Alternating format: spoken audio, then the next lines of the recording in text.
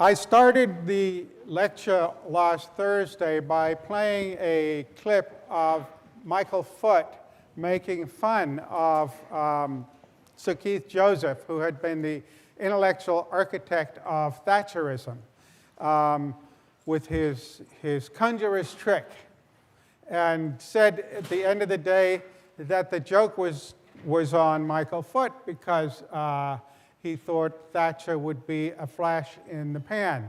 And she went on to be prime minister for 11 and a half years and went on fundamentally to restructure the British economy and political landscape, as we saw.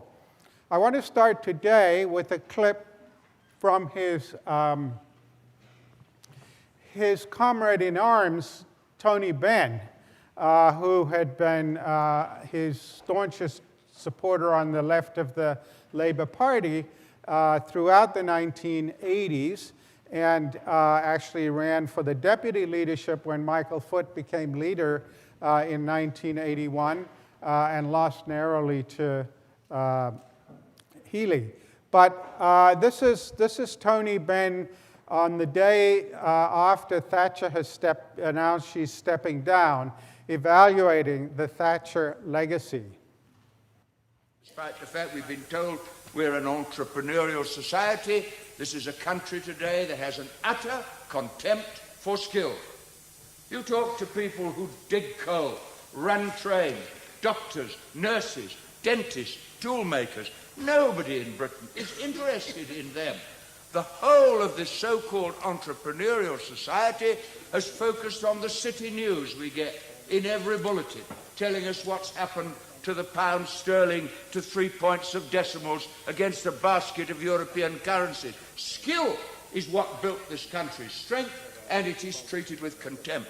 I must confess, the auctioning off of public assets, particularly the latest disgusting Frankenstein advertisements, which told me more about the mentality of the minister who devised the scheme than it did about the sale itself. These are assets built up by the labour of those who work in electricity and by the taxpayer who put the equipment in, now to be auctioned off at half their price to make a profit for a tax cut for the rich before the next election comes. If these were local councillors, they would be before the courts for willful misconduct. And because they are ministers, and then some of them later go on the boards of the companies they privatise, they are treated as businessmen who know better how to handle it as members of the board of directors than allegedly they did as ministers responsible. The undermining of the trade unions with less rights in Britain than they have in Eastern Europe. The tax cuts for the rich and benefit cuts for the poor, the censorship of the media, the abuse by the security services, the restriction of civil liberties. And when we look back on the 1980s, we will see many victims of market forces. I do not share the general view that market forces are the basis of political liberty.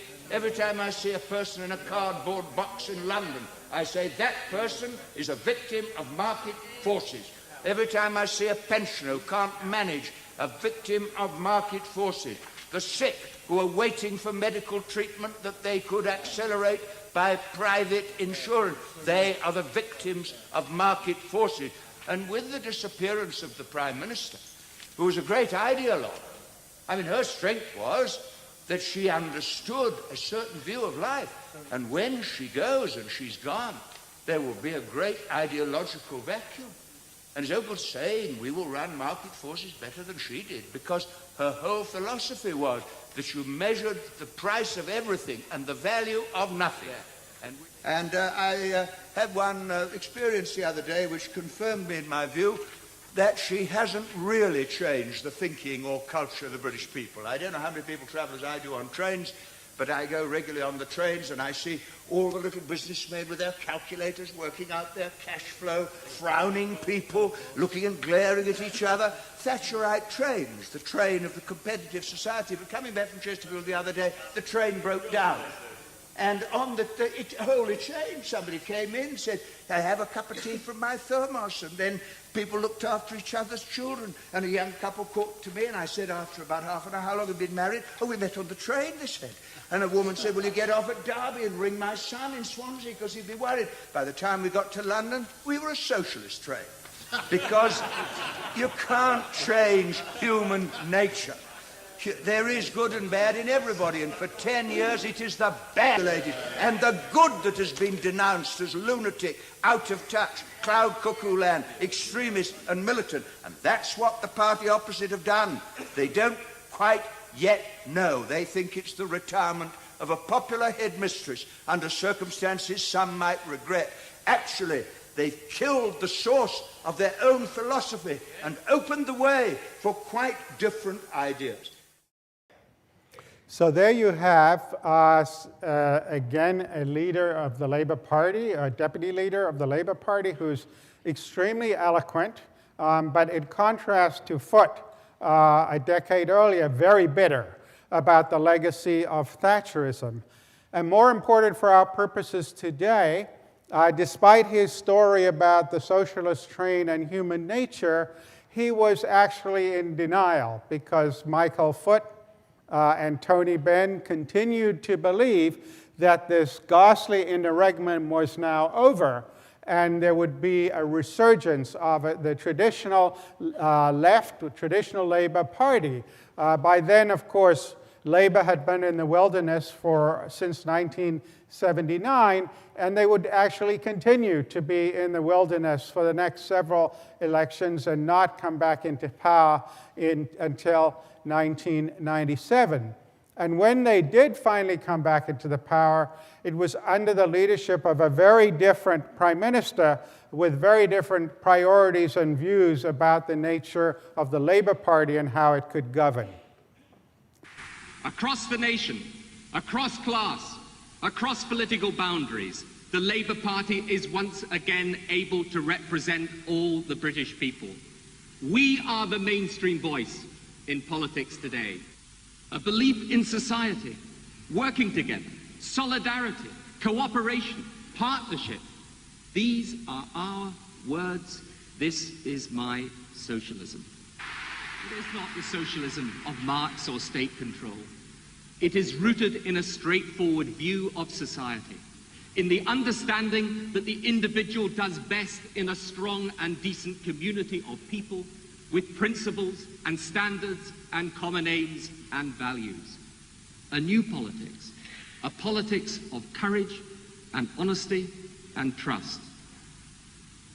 Now, it means telling it as it is. It means not opposing everything every other party does for the sake of it. Politicians are looked to by the people for leadership. And leadership is about having the courage to say no as well as yes. Now, even this week, I heard people say that a Labour government must repeal all the Tory trade union laws. Now, there's not a single person in this country who believes that we shall actually do it. No one believes strike ballots should be abandoned. So why do we say it? We shouldn't, and I won't. I have said, and I mean, I am committed to the goal of full employment.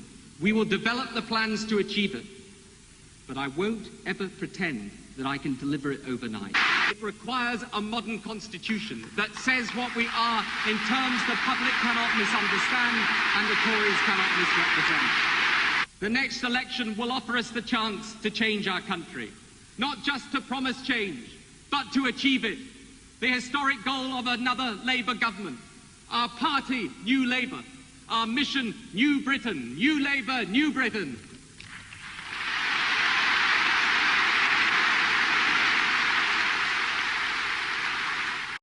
So that was Tony Blair speaking to the Labour Party conference in 1995.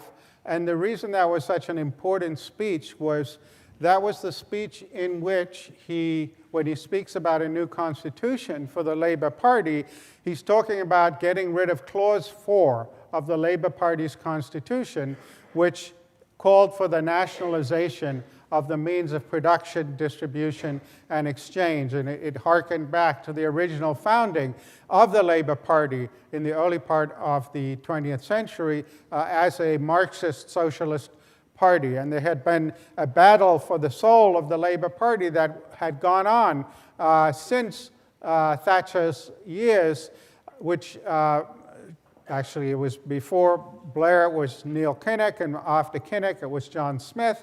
But Blair finally won this battle, and they got rid of Clause 4 and reoriented the Labour Party to become a party that they thought could be competitive in the new world that I was describing to you last time.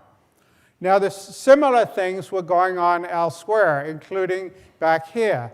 The Democrats felt that they had been pulled to the left too much in the decades since the McGovern-Fraser reforms of the Democratic Party, which had greatly empowered the grassroots. I'll talk more about that later, and had produced candidates like George McGovern, or subjected Jimmy Carter to a debilitating primary challenge from Jimmy Carter, which many thought had contributed to his defeat by Ronald Reagan in 1980. And there was a similar sense within the Labor Party, within the Democrats, that just as something like New Labor, which Tony Blair was bringing into existence, needed to happen in the US as well to the Democratic Party. And there was something formed called the Democratic Leadership Council, and Bill Clinton was one of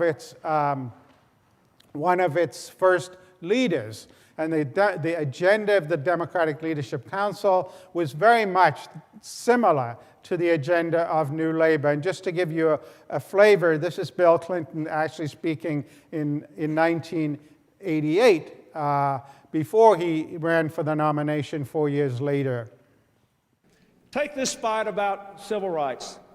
The Republicans have set it up so that if you're for the civil rights bill, you got to be for quotas. So that if you're not for quotas, we have to say you're for discrimination. It's a bogus debate. And the White House ought to be ashamed of itself for breaking up the honest,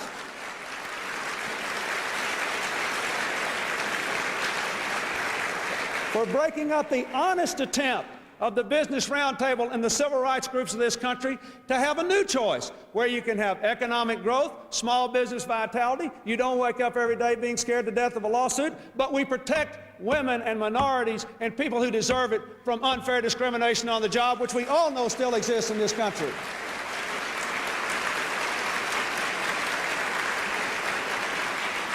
Take the debate about poor children.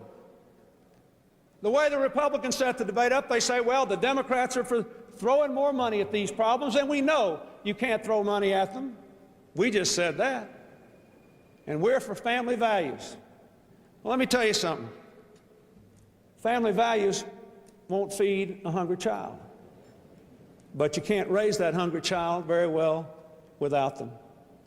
We need both. Do you really believe that if we permit these conditions to go on for 10 or 20, 30 years, and we permit national politics to continue in its present irrelevant track for 10 or 20 or 30 years, that America will lead the world we've made, that you can keep the American dream alive for the next generation of Americans? I want my child to grow up in the America I did. I don't want her to be part of the first generation of Americans to do worse than their parents did. I don't want her to be a part of a country that's coming apart instead of coming together.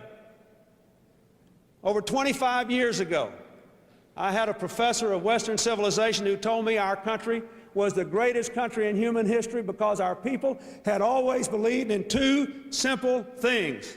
One is that the present doesn't have to be as good as the future. The future can always be better. And two is that every one of us has a personal, moral responsibility to make it so. That is what the new choice is all about.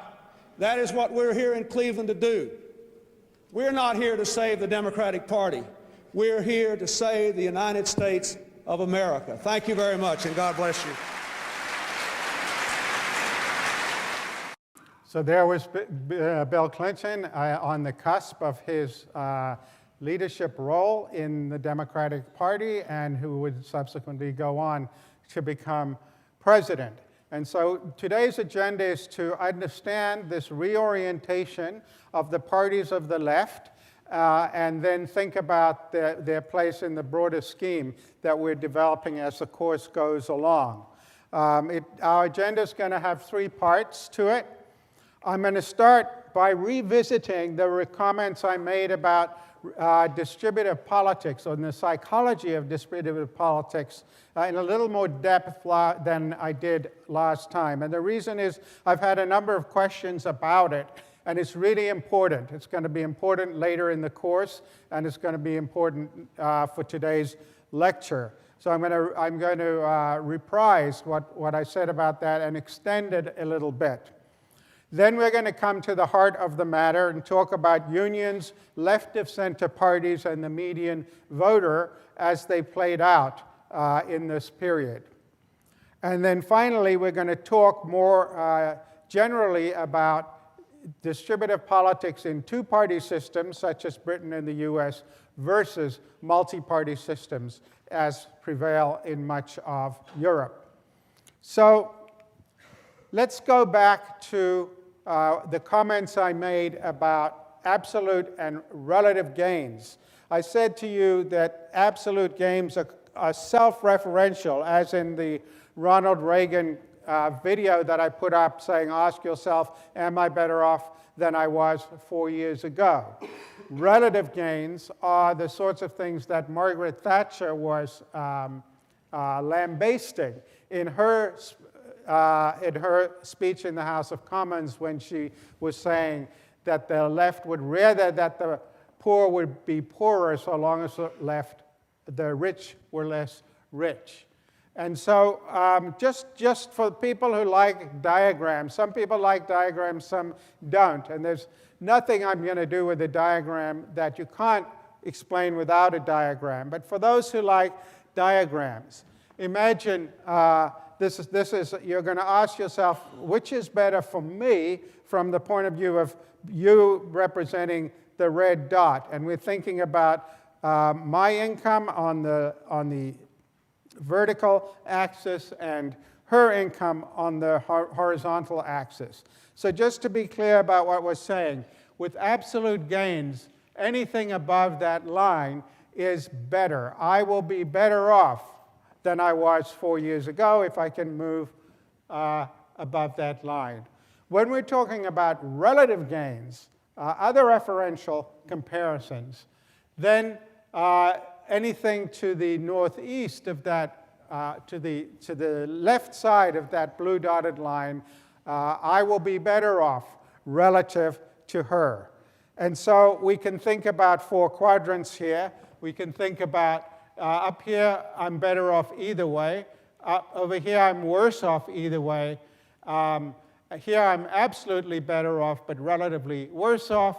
And here, I'm relatively better off and absolutely worse off. And so this is the difference. Now, economists like to think in terms of absolute gains because they think in terms of win-win.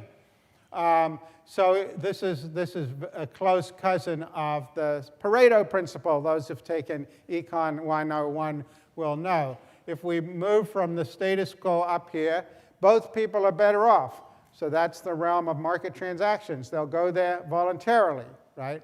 If we move from here to here, maybe because the government taxes both of us and sends the money to a country we both despise, then we're worse off, right? And these 2 quadrants are where one person gets better off and the other person gets worse off. And much of economic theory is about, welfare economics is about whether and under what conditions we can say that the one who gains more or less than the one who loses. So the reason economists tend not to like relative comparisons is that there's no win-win with relative, right? There's no circumstance with relative comparisons where both people can be better off, right? And so I think that's a lot of the reason for the distaste for relative comparisons among neoclassical economists. But This is not a course in neoclassical economics. This is a course about power and politics in today's world.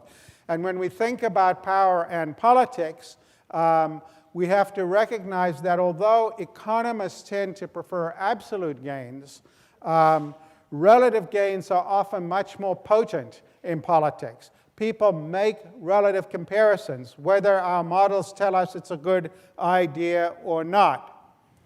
But they don't make just any relative comparisons. And this was the point about many people not caring what multimillionaires make. Local reference groups, people relatively similar to me, are the sorts of people to whom I tend to compare myself. That was the upshot of the capuchin monkey story, and why I said that the experimenter misinterpreted his own results. So the example I gave is a college professor will be much more upset to learn that his salary is $10,000 less than a similar professor down the hallway than to learn that it's $500,000 less than the attorney who lives next door. And so the people tend to make relatively local comparisons. But a corollary of that I didn't, I think, emphasize enough is that these local comparisons can be either invidious or solidaristic. So when we talked about the majority rule, divide a dollar game, I said that if people agree upon a conception of fairness, for example, that everybody should get an equal share because it's fair, that might breed solidarity among them to vote together if they're all below the median income. But the difficulty with that is that it's vulnerable to that very logic of the divided dollar game that I talked about, namely, you can split people off of the coalition by offering them some other benefit, right? Unless there's some institution to actually hold together and reinforce that solidarity among a particular group, it's going to be too easy to pick it apart. And we will, in fact, we'll see in four-part harmony on Thursday the picking apart, or efforts to pick apart a distributive coalition in accordance with the divided dollar game when we talk about the anti-tax movement. And so the reason we got to talking about unions was that the thought was that unions might be an instrument for supplying some, if you like, institutional backbone to the solidarity of people below the median income. And I'm going to spend a lot more time on that topic today when we're thinking about the reorientation of left parties. But before I do that, I wanted to make one more point about the psychology of distribution and the way that it plays out in politics. And I want you to engage with me in a thought experiment. Let's suppose Steve gets a phone call one day and he's told that he's won the lottery. He's won the lottery and he's going to get $2 million. The next day, however, he gets a follow-up phone call and they say, well, actually, the news is good, but it's not quite that good. We didn't know there was a second ticket that had been sold. So actually, you're not getting $2 million, but you're getting $1 million. Still, it's $1 million. Steve didn't have $1 million before he had been called. Okay? Now, Art, on the other hand, he gets a phone call. He says, Art, you've won the lottery. You've won $500,000. Congratulations. And he's delighted.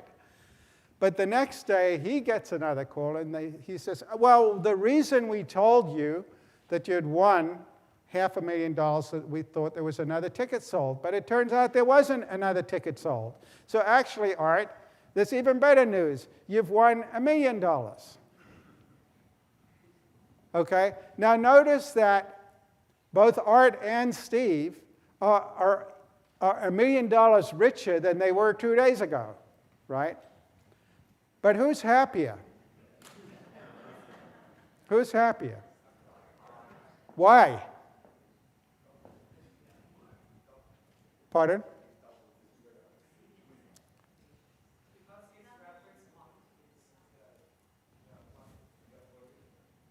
Art, you tell us. Why are you happy? Yeah, so what you're all saying is exactly right, that Steve somehow thinks he's lost something, right? And this is the concept of loss aversion, or which economists sometimes refer to as the endowment effect. This is the idea that if you have something taken away from you, it bothers you more than you become happier if something is given to you. And this is the idea for which Danny Kahneman won the Nobel Prize. It should really have gone to him and Amos Tversky, but they don't give it to dead people, and Tversky had died. And again, for people who like diagrams, this is the diagram. They called it prospect theory. And the idea is, and the curve is always the shape. The idea is to capture this notion that the prospect of a gain does not bring as much happiness as the prospect of an equivalent loss brings unhappiness. Okay? And so this is why, if you want to motivate people to do something, it's better to talk to them about undoing a loss or avoiding a loss than the prospect of a gain. And so we will come back to this idea in the last part of the course, because I think it has a lot to do with the psychology behind the politics of populism that we'll be talking about later. So this is the notion of loss aversion. Now, some people wonder about why is it? Because at some level it's irrational to weight a potential loss more heavily in terms of utility than weighting a potential gain, particularly if the things are equivalent. The endowment effect, the idea is if you own something, you won't take the price that you would take if you didn't own it, to give it up. Again, just this idea that it's mine, I don't want to give it up, is so important. And there's speculation about why people are like this. One of the leading theories is that for so long in human history, people lived so close to the survival that even a small loss might have been catastrophic from the point of view of survival. And so people have built in this idea of avoiding losses as being more consequential than getting gains. It's one theory, there are others. Okay, so we're just keeping all of that in our analytical bag of tricks as we work our way through the rest of today's lecture and some of the other materials in the course. So, the basic challenge for left-of-center parties in this new world is that unions, as institutions that can reinforce solidaristic ideals among voters below the median income, are becoming less effective. This is the basic challenge. And the reason is, why? Because unions are becoming, unions protect their members and they're becoming smaller and weaker. And that means two things. They're going to be less effective at protecting their members, and the externalities of protecting their members when they do, the spin-offs, are going to be less distinct. So that's what we're going to be exploring. And I put this picture up last time when we were talking about the right to make the point that in the US, people think about the decline of the unions since the 70s, but really the high point of union membership in the American economy was in the 1950s, and it's been falling ever since. So the UK is a comparable story, just later. You can see here union membership in Britain peaks at around 1980, ironically just as Michael Foot is becoming leader of the Labour Party, and we'll have more to say about that when we talk about parties later. And it's been going down ever since. So if you look here at trade union density, that means the proportion of a sector of the economy that is unionized in since 1995 in the whole economy. That's the blue line. It's gone from about 33% to about 25%. And if you look at the private sector, which is increasingly important because the public sector is shrinking, it's gone from above 20% down to about 15%. So not as extreme as a story as here, but nonetheless, the size of the unionized sector of the economy has been falling. Now, the upshot of this is that unions are decreasingly effective institutions to enforce solidarity below median income voters. And here, this requires quite a bit of unpacking. The reason is that where unions remain powerful within left-of-center parties, they'll pull them away from the median voter. So you saw this, for example, in the 1970s and 80s in the UK, where the unions were very powerful within the Labour Party. They controlled the leadership selection process, for example. That's how Michael Foot became leader in 1980. And the TUC, the trade union organization, has it has less now, but had at that time enormous power in setting labor policy. But if you think about union membership declining, that means that if they support unions, they're going to be pulling the Labour Party away from the median voter, most of whom are not unionized. And indeed, one way of talking about the story of British politics in the 1970s and 80s, or certainly until Thatcher in the late 60s and 70s, is this divergence of interest. So both conservative and Labour governments alike used to have things like that they called incomes policies. And incomes policies were basically agreements that they worked out. The politicians, it was sometimes went under the name of liberal corporatism among academics. You might think liberal corporatism is a contradiction in terms. When we say corporatism, we think of Italian fascism. But the idea of liberal corporatism was the idea that the government would negotiate a deal among business and the unions, and then turn it into law and enforce it. And so the Heath government, Heath was a conservative, the Wilson and Callaghan Labour governments were always trying to negotiate these incomes policies with the unions. And they would agree that, wage increases are going to be capped at 6%.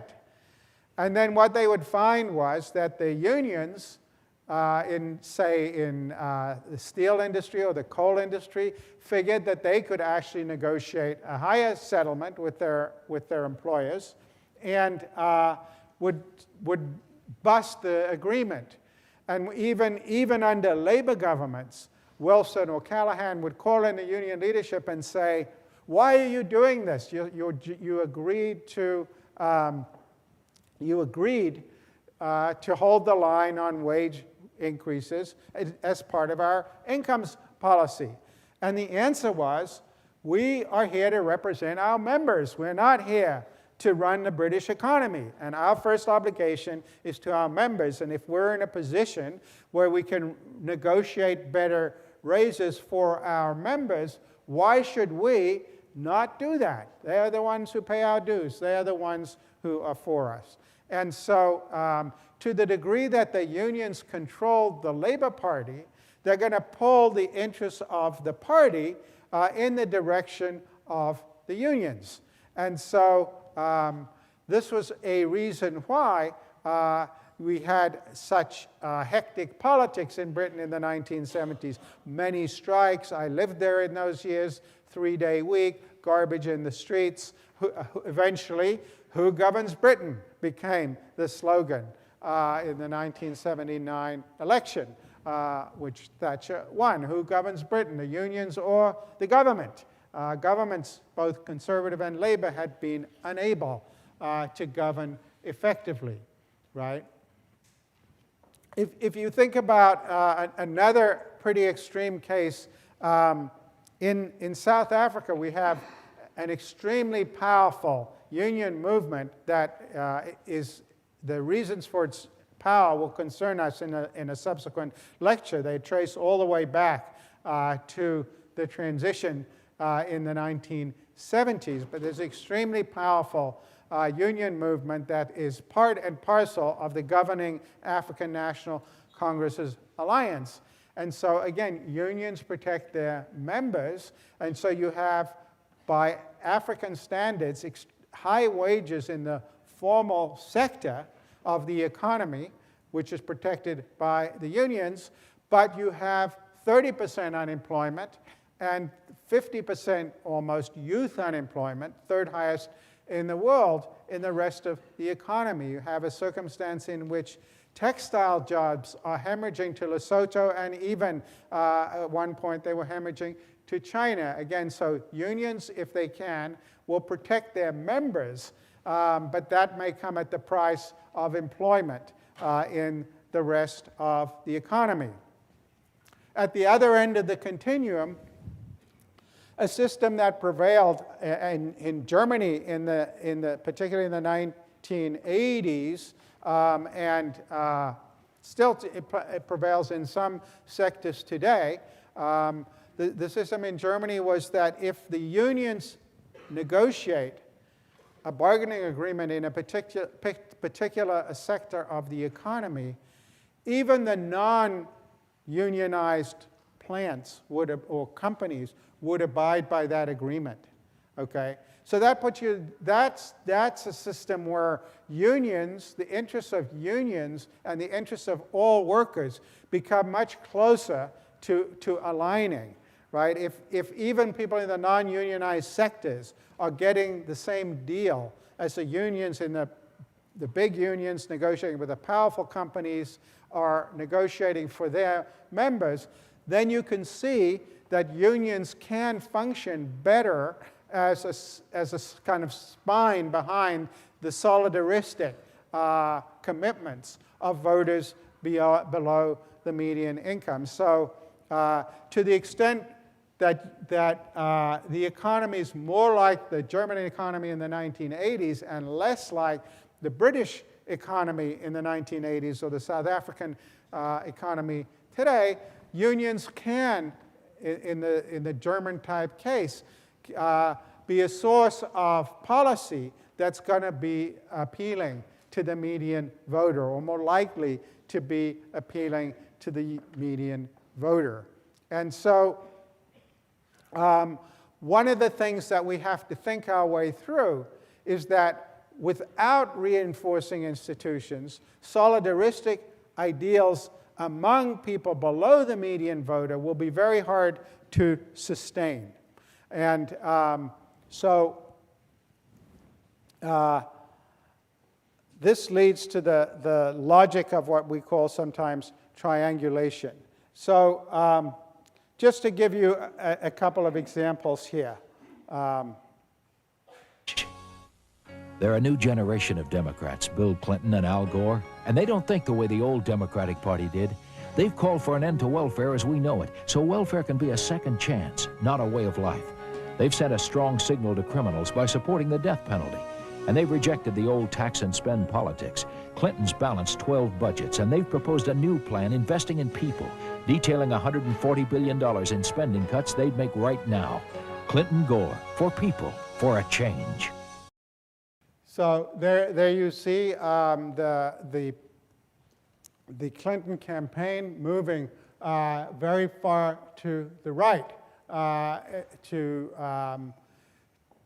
capture the middle ground because they no longer think that they can get the solidaristic support of people on the left. And indeed, Clinton felt that he actually had to attack the left of the Democratic Party to get his bona fides as somebody who could win in this new world. And this is his famous speech about Sister Soldier.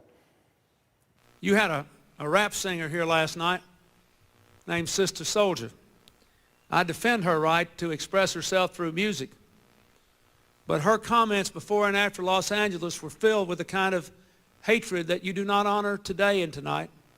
Just listen to this, what she said. She told the Washington Post about a month ago, and I quote, "If black people kill black people every day, why not have a week and kill white people? So you're a gang member and you'd normally kill somebody, why not kill a white person?" Last year she said, "You can't call me or any black person anywhere in the world a racist. We don't have the power to do to white people what white people have done to us. And even if we did, we don't have that low-down, dirty nature. If there are any good white people, I haven't met them. Where are they? Right here in this room. That's where they are." I know she is a young person, but she has a big influence on a lot of people. And when people say that, if you took the words white and black and you reversed them, you might think David Duke was giving that speech. So that was very dishonest in its presentation because she had not actually said that. She had talked about a rap singer singing that. It wasn't her view. She was talking about a rap song that made those claims and was talking about the claims. She wasn't herself taking those views, but it didn't matter. This was seen as this went viral, or the 1992 equivalent of viral, because it was Clinton distancing himself from the African American affirmative action agenda as it was portrayed by his critics, as a way to try and move to the center. And so the thought here is, the motivating thought here is, in a two-party system, if you move to the middle, the people on your flank have no place to go. And so when Trump was running in 2016, and he said to African Americans, "Vote for me, what have you got to lose?" He was exactly saying that they don't get any attention on the left of the Democratic Party, so the Democratic Party can take them for granted and ignore them.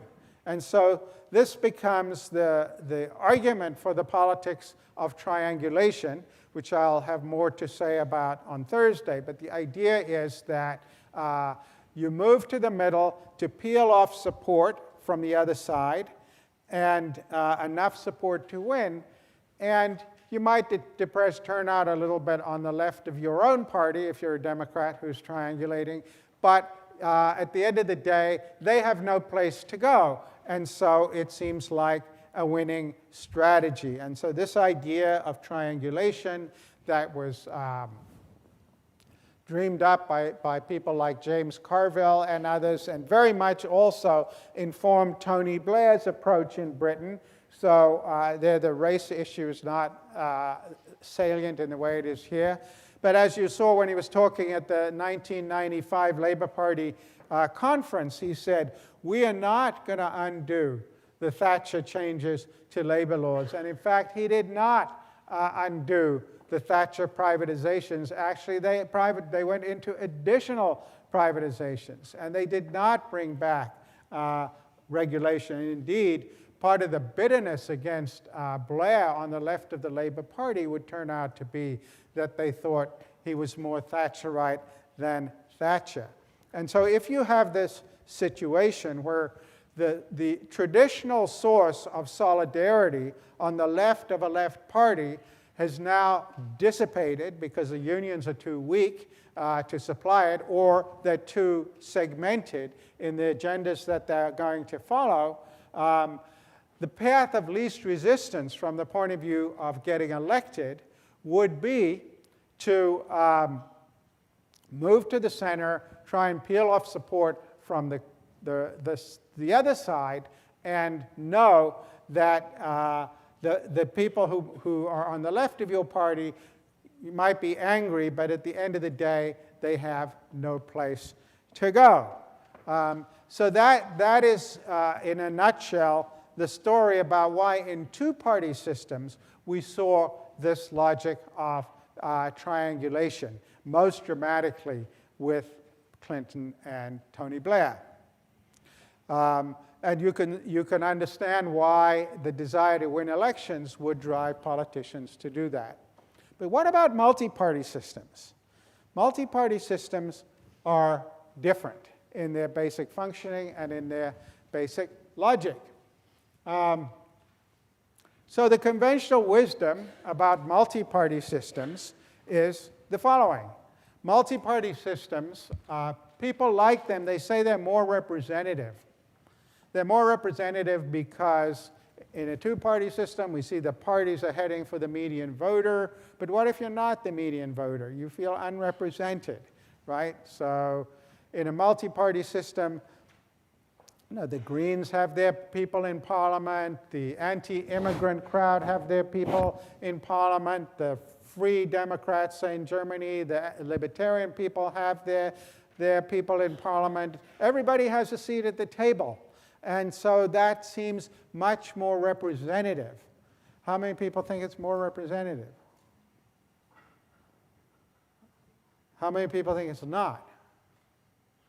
Okay, so the more representative have it for the moment. This is a topic we're going to revisit in considerable depth later in the course, because the argument on the other side is it's more representative at the electoral stage, but that doesn't mean it's more representative at the governing stage, when governments have to be formed and coalition governments have to be put together. So we'll come back to that whole subject.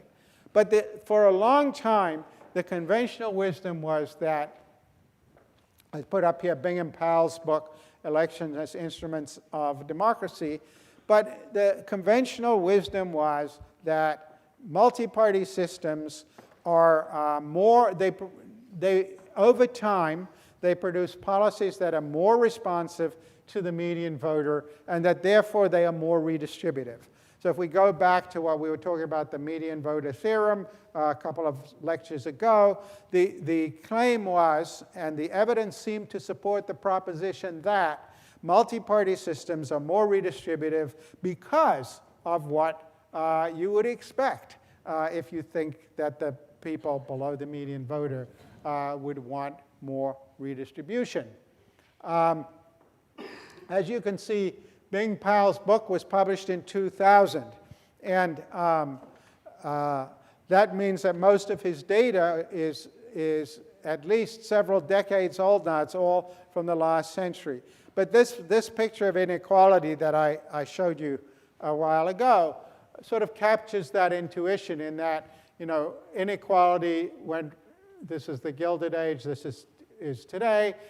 We all know about the U-shaped curve, that we went to much less inequality in the middle part of the century, and that since the 1970s it's been climbing. But then if you look by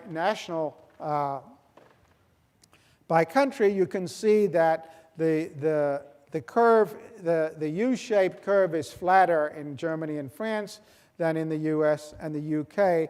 So that's sort of consistent with the suggestion that these systems are less inegalitarian or less susceptible to inegalitarian outcomes than the two-party systems like Britain and the US. Of course, for me to say that this graph supports that idea would be to commit the selecting on the dependent variable that I was talking to you about last time. So I'm not making a causal argument here. But I'm just describing what was the conventional wisdom. And that's indeed why many people on the left prefer the European systems. They think that they're more likely to be egalitarian, more likely to be redistributive. So is it the case? And the thing that we have to start thinking about is that unions have also been declining in those systems. Now, why might that matter? I put up a lot of graphs that would be too small to see, but basically, you can see them when I post them. In virtually every single major European economy, union membership has been declining in the last several decades, just as it has been declining in Britain and the US, at some at different rates. There were a couple of outliers. I mentioned Finland, but even in Finland in the last 5 years, union membership has fallen by 5%. And another outlier is Iceland. Iceland is a very tiny economy, and it's not exactly clear why they have such high rates of unionization. But even in Iceland, there's been a kind of backlash in one of the biggest unions just in the last couple of years, actually, that there's been a kind of insurgency to take over control of the union because they feel it's too much of a company union, too close to the interests of the company. So in any case, Iceland and Finland to one side, there's a decline of unions everywhere for the reasons that we've talked about before, namely globalization of capital that makes it easier for capital to move around. The exit costs for capital are low. The exit costs for labor are high. The Hirschman story. And of course, increasing jobs going to technology. And that indeed may be more important than globalization going forward. That the McDonald's restaurant that used to have 20 people working in it, that you now see 8 people working in it, 5 or 8 years from now may have 1 person working in it watching a robot making burgers. So we've seen this long-term decline of union membership has been going on everywhere, pretty much. And that has 2 implications that I want to now dig into a little more deeply. The one implication is that left-of-center parties are going to be less effective in protecting employed workers. So why might this be the case? I said unions protect their members, right? But the fewer members there are in an industry, the less leverage the union has in negotiating settlements. You see this is going on right now. This isn't in a multi-party system, but you see this right now going on in Detroit. Why are those workers on strike? They're on strike or threatening to go on strike because the GM cannot compete with the foreign car makers working in southern states of the US that are so-called right-to-work states that are not unionized, that are paying $30 an hour, whereas the union agreement is more like $40 an hour. So these unions are less powerful in negotiating with employers. GM could choose not to produce electric cars in Detroit and start producing them elsewhere. And so you would expect unions would be less able to negotiate strong deals, whether or not it's part of a corporatist arrangement subsequently enforced by the government. So Germany, I said Germany was the sort of, in the 80s, was the heyday of what political economists were calling liberal corporatism, these big deals done by between the big unions and big business, and the governments would get behind them. But in the early part of this century, interestingly, when Gerhard Schröder, it's the last social democratic chancellor, was in a governing alliance with who? The Greens. Not a grand alliance with the CDU, but with the Green Party. They implemented these so-called Hartz reforms, and the Hartz reforms were not that different from what was done by New Labour in the UK, and not that different from what was done under the Democrats in the US, the New Democrats under the US. They were market-friendly reforms designed to reduce unemployment, to protect unemployment, reduce unemployment rather than protect workers' wages, more market flexibility. Hartz, the author of the Hartz reforms, had been the head of Volkswagen, eventually actually resigned in disgrace a couple of years later for unrelated reasons. But he had designed these very business-friendly reforms that were implemented over the first few years. There were 4 stages of them in Germany that were their form of moving to the middle, right? So that the Social Democrats, even when their only alliance partner was the Green, couldn't resist this tide. They were no longer in a position to force more generous settlements to their workers as they had been in the past. And by the way, even though Schroeder implemented the Hartz reforms, it still didn't stop him from losing to Angela Merkel in the 2005 election, and she's been the Chancellor of Germany ever since. So, the move to the center, even in a multi-party system where the labor-oriented party was in the driver's seat of the government, was unable to do any better because of the declining power of the unions. And the other implication is that to the extent you can protect unionized workers, that may impose costs on others below the median income.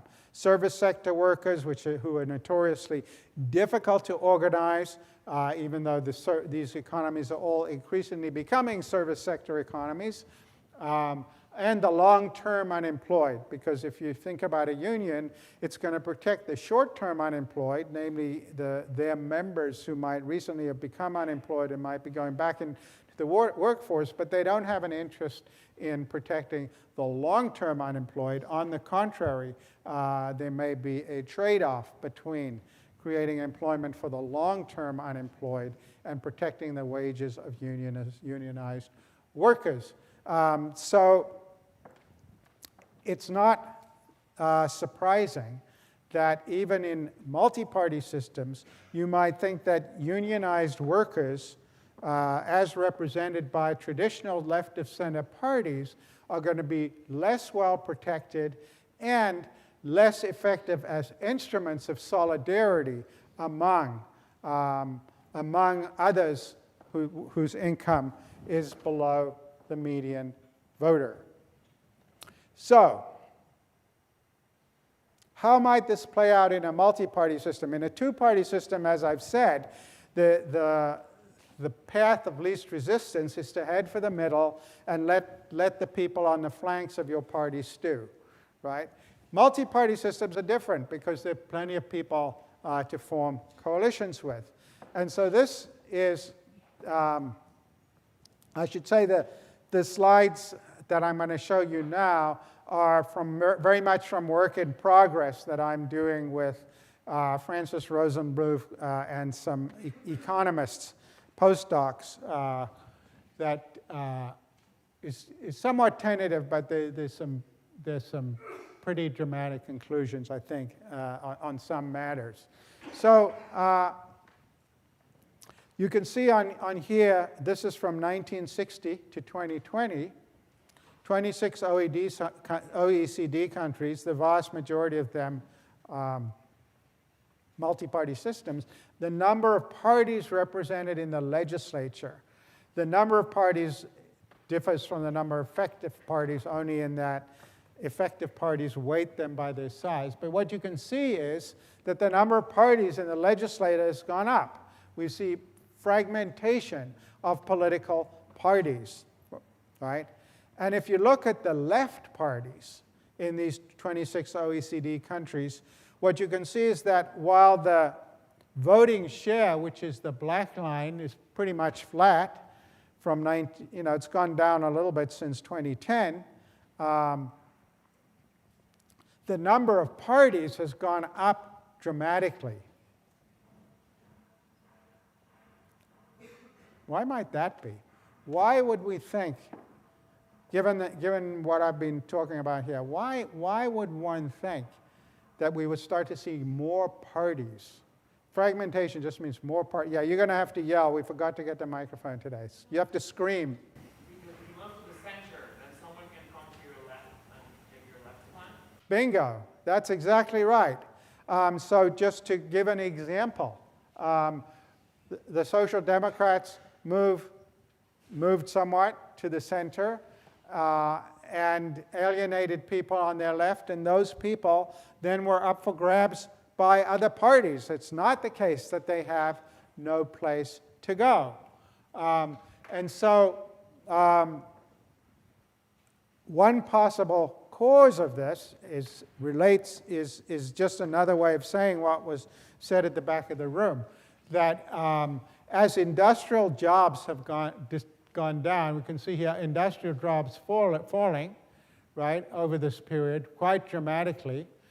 The number of parties has gone up. And so as these parties become weaker and represent fewer workers and therefore move in search of new coalition partners, other parties are going to emerge because they can get some seats and they can get a place in the legislature.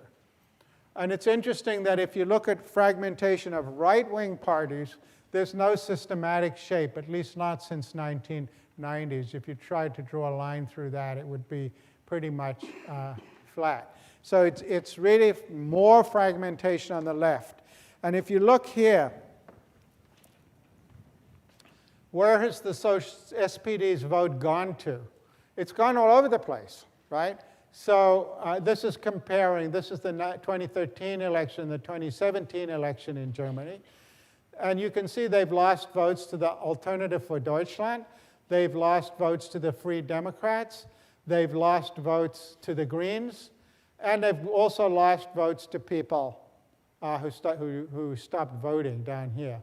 So as the effects of the Hartz reforms and this move in the neoliberal direction in the SPD has accelerated, by 2013, by the way, they were in a grand coalition with the CDU.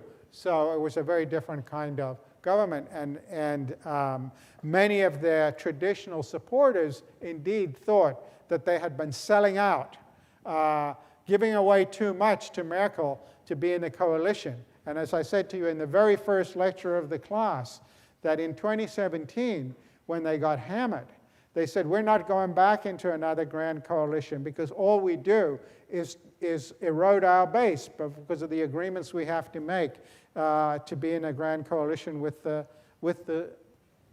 CDU.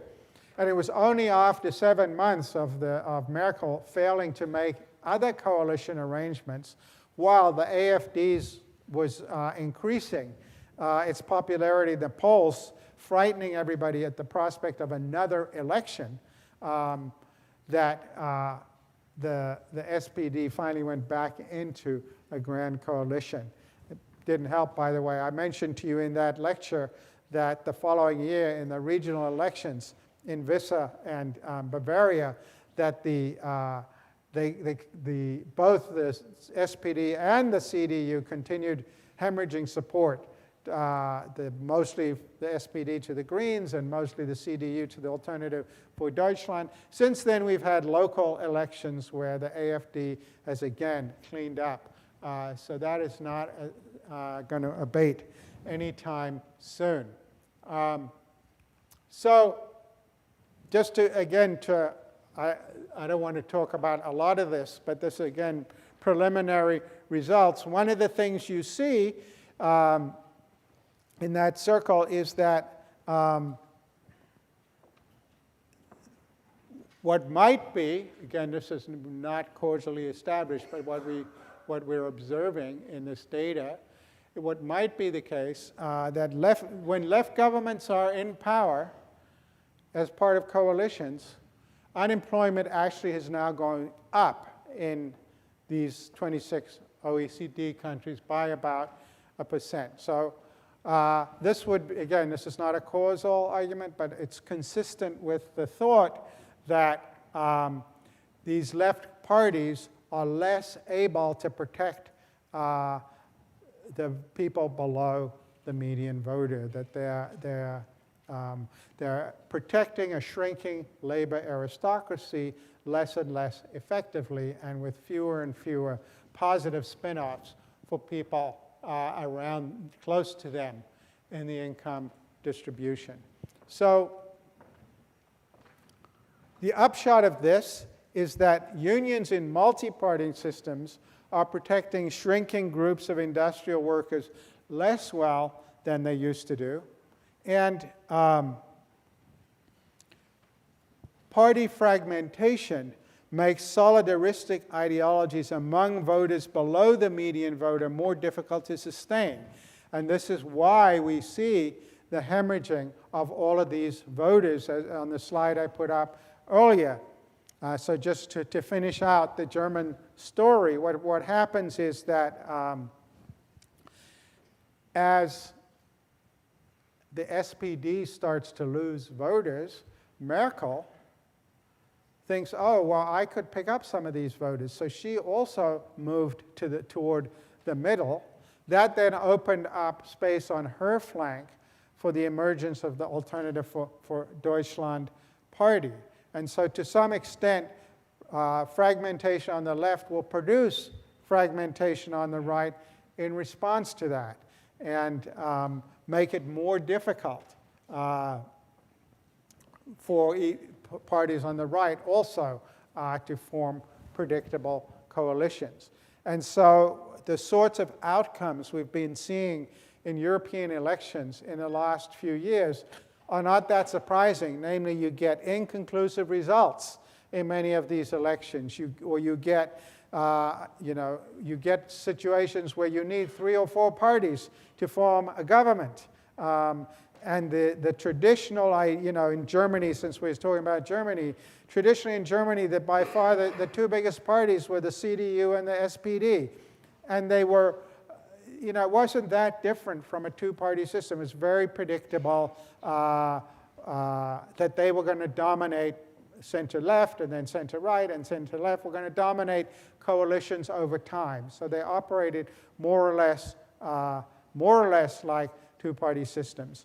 Now, all bets are off as to who will be in the coalition next time, mostly because of the decline of center-left parties. And you can look in country after country after country where the left-of-center party traditionally always would come in first or second. Doesn't matter if it's Germany, it doesn't matter if it's Holland, it doesn't matter if it's Israel. The Labour Party in Israel always came in first or second. Now these parties come in fourth or fifth, reflecting their much weakened state as representatives of organized labor within the electorate.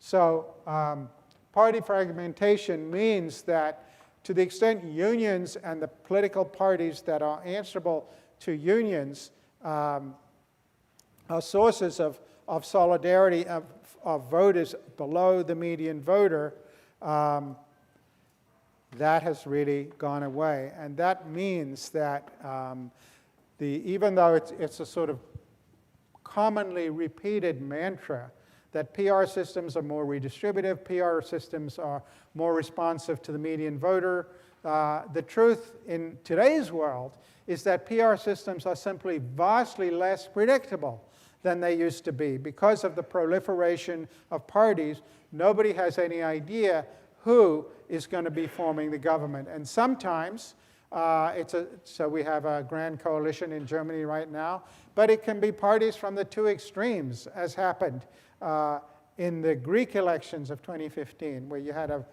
far-left populist party making a coalition with a far-right populist party, but they shared in common was their antipathy for Europe, but very different alternatives to Europe, membership in Europe being envisaged by them if they were actually in a position to implement their policies. So the traditional advantages of PR, which produces multi-party systems, seems very much in question. So the last implication of this discussion is that the proliferation of far-right parties in these systems is worrying. We talked about this in the very first lecture. But at the end of the day, it's not that surprising because it's being driven by the logic of competitive politics in this new world that has emerged since the Cold War. Okay, next we will talk about shifting the goalposts, the anti-tax movement in the United States. See you on Thursday.